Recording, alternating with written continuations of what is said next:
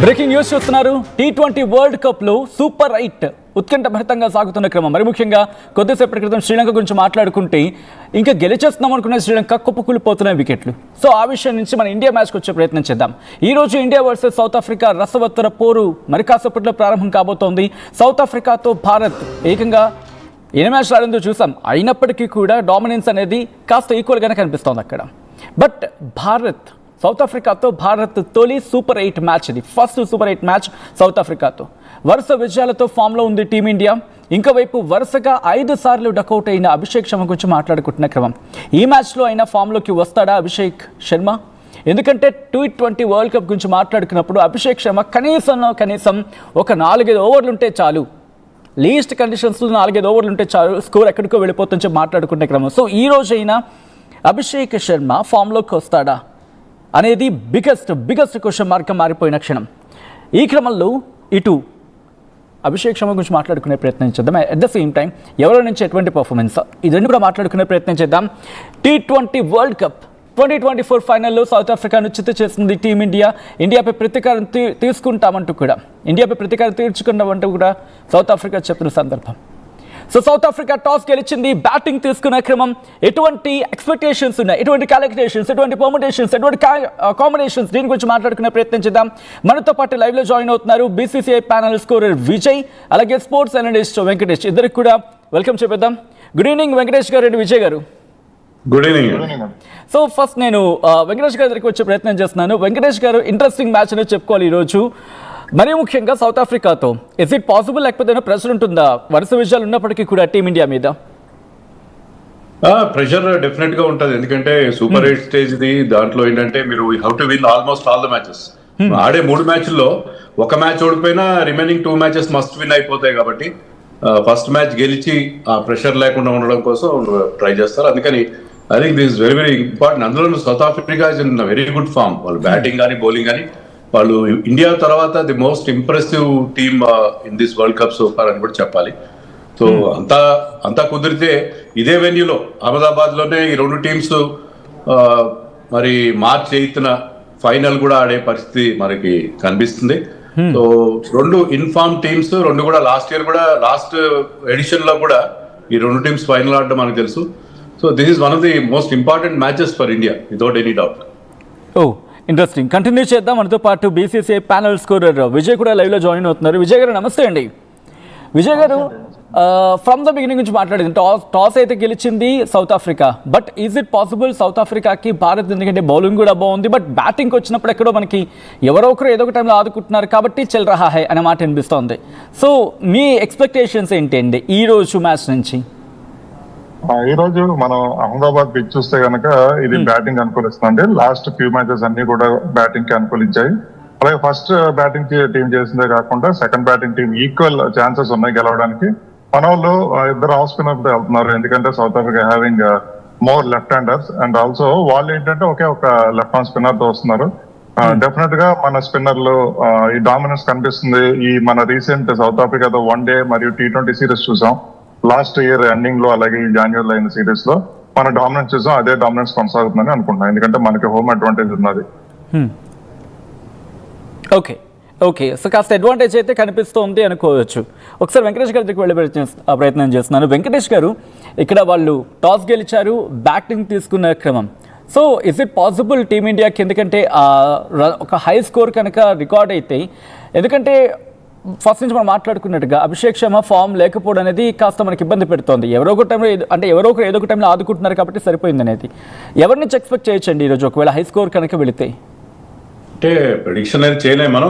నేను అనుకున్నా Abhishek Sharma will come good this time. అంటే నా దృష్టిలో అతను ఏదో 50లో 60లో చేయాల్సిన అవసరం లేదు. T20లో ఏదో ఒక ప్లేయర్ 50 చేస్తే సరిపోతుంది, మిగతా లిటిల్ క్యామియోస్ 20-30 సరిపోతుంది. అభిషేక్ శర్మ కాస్త కుదురుగా ఆడి కొంత కాన్ఫిడెన్స్ వచ్చిన తర్వాత ఇఫ్ ఈ scores 30 or 40 in quick time అది సరిపోతుంది నాకు. అంతేగాని అభిషేక్ శర్మ బ్రహ్మాండంగా సెంచరీ చేయాల్సిన అవసరం ఏం లేదు. సో ఎందుకంటే మనకి we have batting up to number 8 దాకా మనం బ్యాటింగ్ పెట్టుకుని వెళ్తున్నాం. వాషింగ్టన్ సుందర్ కూడా ఉన్న టీంలో. సో అలాంటప్పుడు మనం పెద్దగా అందరూ స్కోర్ చేయాలి, ప్రతి ఒక్కరు ఫామ్ లోకి రావాలని మనం ఆలోచించాల్సిన అవసరం లేదు. ఎక్కువ బాల్స్ వేస్ట్ చేయకుండా వీలైనంత వరకు ఆ స్ట్రైక్ రేట్ దృష్టిలో పెట్టి, మనకి ఇప్పుడు ఇండియా ఫస్ట్ టైం ఈ టోర్నమెంట్ లో మొట్టమొదటిసారి చేంజింగ్ చేస్తున్నాం. ఇంతవరకు మనం ఆడిన 4 మ్యాచ్ల్లో కూడా గ్రూప్ స్టేజ్ లో we batted first and we have been setting the target. ఇప్పుడు ఏంటంటే ఇక్కడ మనం చేంజ్ చేస్తున్నాం ఫస్ట్ టైం. మీకు టార్గెట్ తెలుస్తుంది కాబట్టి దానికి అకార్డింగ్ టు దట్ మీరు ప్లాన్ చేసుకోండి. మీరు ఎలాంటి పెద్ద స్కోర్ వచ్చింది అనుకోండి, దానికి సంబంధించిన ఫైర్ పవర్ కూడా మన దగ్గర ఉంది. ఆ పెద్ద స్కోర్ ఎందుకంటే వాళ్ళకంటే మనకి ఇంకా బెటర్ గా ఉండే అవకాశం పిచ్, ఎందుకంటే డ్యూ ఫ్యాక్టర్ కనుక ఉంటే పిచ్ ఇంకా బ్యాటింగ్ అనుకూలంగా మారుతుంది సెకండ్ హాఫ్ లో. సో అలాంటప్పుడు మనకి అది అడ్వాంటేజ్ గా ఉండే పరిస్థితి. If you know the target, దాని ప్రకారం మీ చేజ్ ని ప్లాన్ చేసుకునే అవకాశం ఉంటుంది. ఓకే, సో వెంకటేష్ గారు మీరు అన్నారు అంటే చేజ్ చేయడానికి కాస్త అవకాశం ఉంటుందని చెప్పి, but when it's comes to bowling ఆ హై స్కోర్ని చేయకుండా కట్టడి చేయగలిగే సత్తా టీమిండియా బౌలింగ్లో ఉందా? ల్యాప్సెస్ ఎక్కడో ఉన్నాయనే మాట వినిపిస్తున్న క్రమంలో బౌలింగ్ లో నాకు పెద్ద బెంగ లేదు, ఎందుకంటే మనకి వరుణ్ చక్రవర్తి ఇస్ ఇన్ వండర్ఫుల్ ఫామ్. అతను మనకి దుర్ముక్క, అంటే మిడిల్ ఓవర్స్ లో వికెట్స్ ఇచ్చేది వరుణ్, దాంట్లో ఎలాంటి సందేహాలు. లైక్ బుమ్రా కూడా మంచి రిథమ్ లో కనిపిస్తున్నాడు. Bumrah is in excellent rhythm. So బుమ్రాకి ఇది హోమ్ గ్రౌండ్ కూడా. సో బుమ్రా అండ్ వరుణ్ చక్రవర్తి మన మెయిన్ బౌలర్స్. హర్షదీప్ మనకు తెలుసు has the knack of picking wickets. అతను వికెట్స్ తీస్తాడు పవర్ ప్లే లో కానీ డెత్ లో కానీ చాలా ఎఫెక్టివ్ గా ఉంటాడు. అయితే వాషింగ్టన్ సుందర్ని ఆడించాలంటే మ్యాచ్అప్స్ కోసం వెళ్ళారు మన వాళ్ళు. ఇప్పుడు అక్షర్ పటేల్ ఆడిన 3 మ్యాచ్ల్లో కూడా 2 వికెట్లు తీశాడు, 6 వికెట్లు తీశాడు. One of the highest wicket after Varun అతనే. కానీ అతను పక్కన పెట్టి ఆ టీంలో 2 లెఫ్ట్ హ్యాండర్స్ ఉన్నారు. పవర్ ప్లేలో వాళ్ళకి లెఫ్ట్ హ్యాండర్స్ సరిగ్గా స్కోర్ చేయట్లేదు. పవర్ ప్లేలో వాషింగ్టన్ ఆడేది. ఈ మ్యాచ్అప్స్ అనే దానికి టూ మచ్ గా వెళ్ళిపోయి వాషింగ్టన్ ఆడింది. Washington played in the last match పెద్ద ఎఫెక్టివ్ అనిపించలేదు. కానీ మీకు అక్షర్ పటేల్ బ్యాటింగ్ లో కానీ బౌలింగ్ లో కానీ ఫీల్డింగ్ లో కానీ always he contributes for the team. అతను vice captain of the team. So మీరు అతను రెగ్యులర్ గా ఆడించినప్పుడు వైస్ కెప్టెన్ ఎందుకు చేశారు మీరు అతన్ని? నాకు అర్థం కాలేదు అక్షర్ పటేల్ పక్కన పెట్టడం అనేది. ఎందుకంటే లాస్ట్ వరల్డ్ కప్ లో మనం గెలిచినప్పుడు Axar Patel played stellar role. Even final తో సహా అతను ఒక ఫ్లోటర్ గా బ్యాటింగ్ లో వాడారు, బ్యాటింగ్ లో పర్ఫార్మ్ చేశాడు, కొన్ని మ్యాచ్ లో బౌలింగ్ కూడా అద్భుతంగా చేశాడు. సో అక్షర్ పటేల్ లాంటి బ్యాట్స్మెన్ ని ఆల్రౌండర్ ని మీరు పక్కన పెట్టి మ్యాచ్అప్స్ అనుకుంటా లెఫ్ట్ హ్యాండర్స్ ఉన్నారు 3 అని చెప్పి మీరు వాషింగ్టన్ ఆడించడం ఇదేంటో నాకు అర్థం కాలేదు. అతను పర్ఫామ్ చేయకపోతే అనుకోవచ్చు. సో అదొక్కటి మినహాయిస్తూ మనకి హార్దిక్ పాండ్యా కానీ బౌల్ వెల్. మీకు మిగతా బౌలింగ్ విషయంలో నాకు ఎలాంటి ఇబ్బందులు ఏం లేవు. బట్ అక్షర్ ఆడించుంటే బాగుంటుందని అనుకుంటున్నాను. ఇంట్రెస్టింగ్. విజయ్ గారి దగ్గరికి వెళ్ళే ప్రయత్నం చేస్తున్నాను. విజయ్ గారు, ఈరోజు south Africa of course toss గెలిచింది, బ్యాటింగ్ తీసుకుంది, ఈ విషయం గురించి మాట్లాడుకున్నప్పటికీ బట్ ఎందుకు ఇక్కడ సూర్యకుమార్ యాదవ్ గురించి మాట్లాడుకోవాల్సిన సిచ్యువేషన్? సూర్యకుమార్ యాదవ్ ఒక్కసారిగా తన ఒక యూటర్న్ లేకపోతే తన పాత సూర్యకుమార్ని మళ్ళీ చూపిస్తున్నాడు. కొన్ని సందర్భాల్లో 50 క్రాస్ అయింది, కొన్ని సందర్భాల్లో చాలా స్టాండర్డ్గా ఆడుతున్నాడు. కుదురుకున్నాడు అంటే కుదురపడ్డాడు అనుకోవాలా కెప్టెన్సీలో? ఇప్పుడు కుదురుపడ్డాడని అనుకోవాలి, ఎందుకంటే ఆయన ఎక్స్పీరియన్స్ T20 కెప్టెన్, అలాగే ముంబైకి రంజీ ట్రోఫీ, అలాగే ముంబై ఇండియన్స్ IPL ఎక్స్పీరియన్స్, అన్ని ఎక్స్పీరియన్స్ కూడా. రోహిత్ శర్మ కెప్టెన్సీ, విరాట్ కోహ్లీ కెప్టెన్సీ లాగాడు, ధోని కెప్టెన్సీ కూడా చూసుంటాడు. అలాగే లాస్ట్ ఇయర్ నుంచి T20 కెప్టెన్సీ చేశాడు, ఎన్నో బైలెటరల్ సిరీస్ గెలిచాడు. అలాగే ఏషియా కప్ కూడా T20 గెలిచారు తన కెప్టెన్సీలోనే. కుదురుపడ్డాడనే చెప్పాలి. లాస్ట్ 2-3 సిరీస్ లో స్ట్రగుల్ అయినా కూడా ఇప్పుడు బ్యాక్ టు ఫామ్ లో వచ్చాడు. డెఫినెట్ గా కీ ప్లేయర్ అవుతాడండి మిడిల్ ఆఫ్ ద బ్యాటింగ్ లో. ఓకే, సో సూపర్ 8 అనేది కీలకం కాబట్టి can we expect the same performance Suryakumar Yadav నుంచి? ఎందుకంటే మధ్యలో వచ్చిన తర్వాత కూడా ఒకవేళ మ్యాచ్ ఎక్కడో డల్ అవుతుంది అనుకున్నప్పుడు క్యాప్టెన్సీ రెస్పాన్సిబిలిటీ తీసుకుంటున్నాడు. సో తన బ్యాట్తో కూడా పర్ఫార్మెన్స్ చూపించే ప్రయత్నం చేస్తున్నాడు. So can we expect the same? తప్పకుండా పెర్ఫార్మ్ చేస్తాడు. అలాగే క్యాప్టెన్సీ కూడా 100% ఉపయోగపడుతుంది. అలాగే ఎక్స్పీరియన్స్ ప్లేయర్లు ఉన్నారు, దాంతో పాటు బుమ్రా ఉన్నాడు, అలాగే చాలా మంది ప్లేయర్స్ హార్దిక్ పాండ్యా వీళ్ళందరూ కూడా ఉన్నారు కాబట్టి వాళ్ళ ఎక్స్పీరియన్స్ కూడా షేర్ చేసుకుని సక్సెస్ అవుతారని అనుకుంటున్నాను.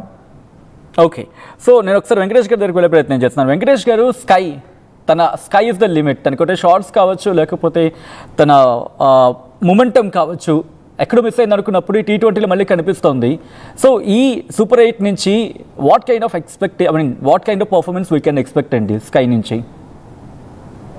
క్యాప్టెన్స్ రోల్ ప్లే చేయాలండి అతను, ఎందుకంటే అతను డిఫరెంట్ గేర్స్ లో ఆడాలి. ఒకవేళ మీకు ఫస్ట్ 2 వికెట్స్ కనుక అర్లీగా పడితే అతను తిలక్ వర్మ కలిసి రిపేర్ జాబ్ చేయాలి, ప్లాట్ఫామ్ క్రియేట్ చేసి తర్వాత వచ్చే బిగ్ హీటర్స్ లైక్ మనకి హార్దిక్ పాండ్యా, శివం దుబే లాంటి వాళ్ళు ఉన్నారు కాబట్టి వాళ్ళకి ఒక ప్లాట్ఫామ్ క్రియేట్ చేయాలి. అలా కాకుండా స్టార్టింగ్ మంచి స్టార్ట్ దొరికితే అదే మొమెంటం కంటిన్యూ చేయాల్సిన అవసరం. సో ఆ సిచ్యుయేషన్ తగినట్టుగా, ఎందుకంటే అతను 2 రకాలుగా ఆడగలడు.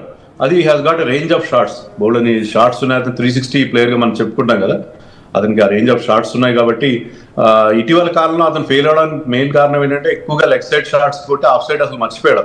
కానీ ఈ మధ్య కాలంలో న్యూజిలాండ్ తో జరిగిన రీసెంట్ బయలాటరల్స్ లో కానీ ఇక్కడ కానీ ఆఫ్ సైడ్ లో కూడా అతను మళ్ళీ షాట్స్ కొట్టడం, దానివల్ల అతను మళ్ళీ తన ఫామ్ ని రీగైన్ చేసుకున్నాడు అని చెప్పొచ్చు. So Suryakumar is important. అతను ఇదివరకు ఏంటంటే క్యాప్టెన్సీ రికార్డ్ అద్భుతంగా ఉంది, కానీ ఫామ్ లాస్ట్ ఇయర్ అంతా 2025 అంతా